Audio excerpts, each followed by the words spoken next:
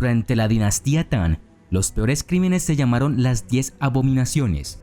Las 10 abominaciones se dividieron en 4 categorías principales de crímenes. La primera categoría contenía crímenes contra el emperador, incluida la amenaza de llevar a cabo una rebelión. La negligencia médica también podría entrar en esta categoría, especialmente si el médico no siguió las fórmulas adecuadas para la medicina del emperador. La siguiente categoría estaba compuesta en gran parte por delitos de traición. Esta categoría incluía cambiar de lealtad, ejecutar a un superior o traicionar una ciudad. La tercera categoría fue por delitos contra la familia. Esta categoría incluía asesinar a un miembro de la familia y venderlo como esclavo. La categoría final de abominaciones contenía leyes contra la hechicería y el envenenamiento. También incluía sanciones a asesinatos múltiples que a veces se cometían por lo que se llamaba envenenamiento Gu. El veneno Gu era una mezcla que se hacía con 100 pies venenosos, escorpiones, arañas, serpientes y sapos en una olla. Luego se le daba a la víctima o víctimas en su comida o bebida, destruyendo sus órganos y provocando que vomitaran sangre. La ley Tang dictaba claramente 5 tipos diferentes de castigo. Tatuar la cara. El tatuaje penal en la antigua China se usaba para marcar a los delincuentes. Estos se les tatuaba en la parte superior de las mejillas. Además debían llevar un pañuelo negro alrededor de la cabeza para dar a entender que eran esclavos condenados. A los delincuentes se les tatuaba, por ejemplo, el carácter Jie, ladrón, en la cara. Se les rapaba el pelo y se les colocaba un anillo de hierro alrededor del cuello. Cortar la nariz. A menudo se aplicó durante el periodo Zhou occidental y el uso aumentó con el tiempo. Durante los estados en guerra y los periodos Qin, era una pena común para los oficiales y soldados, por ejemplo, si estos últimos no podían conquistar una ciudad sitiada. En ocasiones el castigo de cortar la nariz se combinaba con otras flagelaciones. Todo este proceso se realizaba con un simple cuchillo. Cortar un pie. El castigo de cortar un pie se menciona a menudo en los textos del periodo Zhou. En el estado regional de Qi, por ejemplo, se llevó a cabo con tanta regularidad que se hizo popular un proverbio que decía que las sandalias eran baratas y las botas para los lisiados caras. Este castigo implicaba la amputación del pie izquierdo, derecho o ambos. Otras fuentes afirman que este castigo implicó la extracción de la rótula. Castración. Fue el castigo más pesado en la antigua China justo después de la pena de muerte. Se aplicó a hombres y ocasionalmente también a mujeres. El comportamiento indecente de cualquier forma era originalmente el delito que se castigaba con la castración.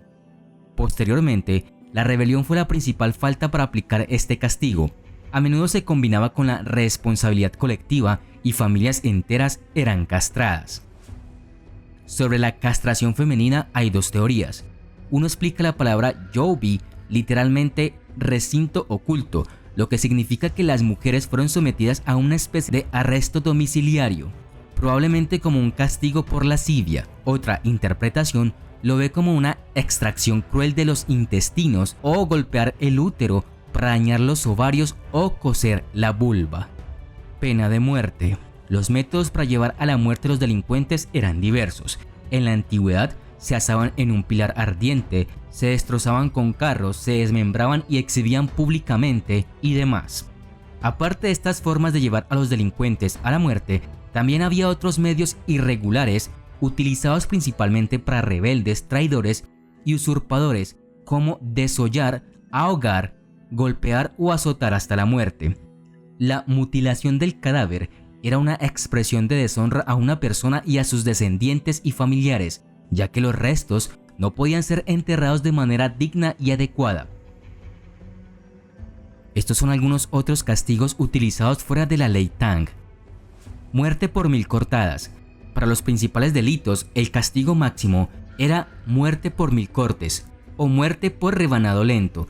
Este espantoso castigo siguió un orden prescrito que comenzaba con el desollado de trozos de piel, músculos y luego la extracción de partes del cuerpo para maximizar el dolor, pero mantener los órganos vitales en funcionamiento. Este castigo estaba reservado tanto para la alta traición como para el asesinato de un padre o un marido. El deber para con los padres era tan fuerte en China que matar a uno de los padres se castigaba con especial severidad. No solo el culpable sufría, su casa era demolida, su maestro sería ejecutado, se supone que por una mala influencia, así como el local magistrado, incluso el gobernador provisional sería degradado a menudo. Si un esposo mataba a su esposa, el castigo era mucho menos severo, a menudo solo una fuerte paliza que reflejaba el estatus mucho más bajo de la mujer en la China imperial, torre del cuello y otras torturas. Un método de ejecución un poco menos sádico fue la torre del cuello. Un prisionero es colocado dentro de un marco de caja de madera con el cuello sobresaliente y solo piedras para pararse. Sin embargo, cada día se quitaba una piedra o dos para que el pobre prisionero muera lentamente por estrangulamiento.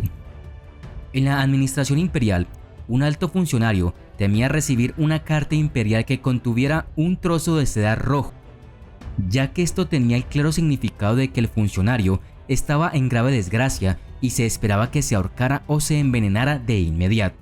Tortura por goteo lento. Quizás una forma más conocida de tortura china fue la lenta caída de agua en la frente con el cuerpo firmemente sujeto. El incesante y regular goteo de agua fue un castigo más mental que físico. La víctima nunca tuvo ningún alivio. Los miembros de la familia menores de 16 años y las mujeres se salvarían de este castigo, pero se los tomaría como esclavos para que toda la familia desapareciera de la historia.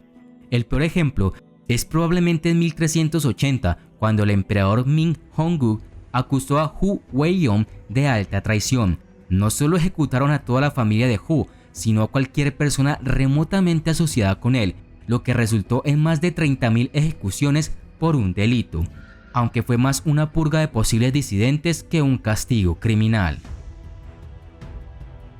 Para los delitos más insignificantes, era común poner una amplia madera o cepo alrededor del cuello durante semanas o meses.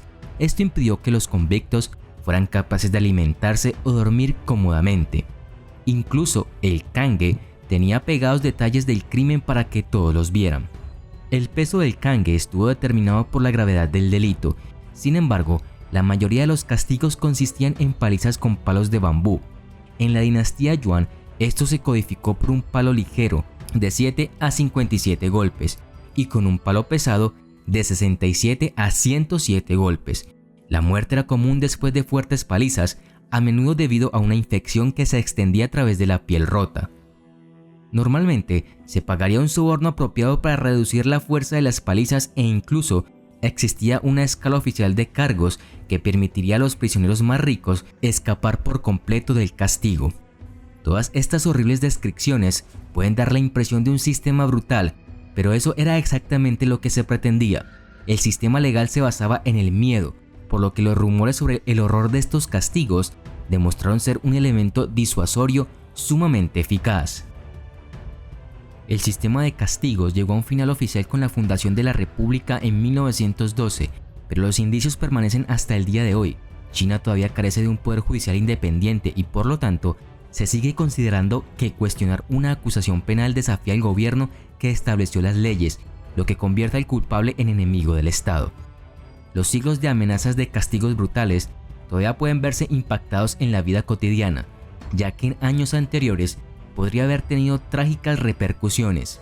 China mantiene la pena de muerte por inyección letal o por arma de fuego.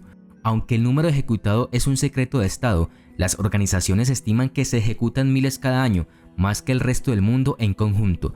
Los delitos con este castigo pueden ser casi cualquier cosa que se considere subversiva, desde piratería informática hasta incendio premeditado y malversación de fondos.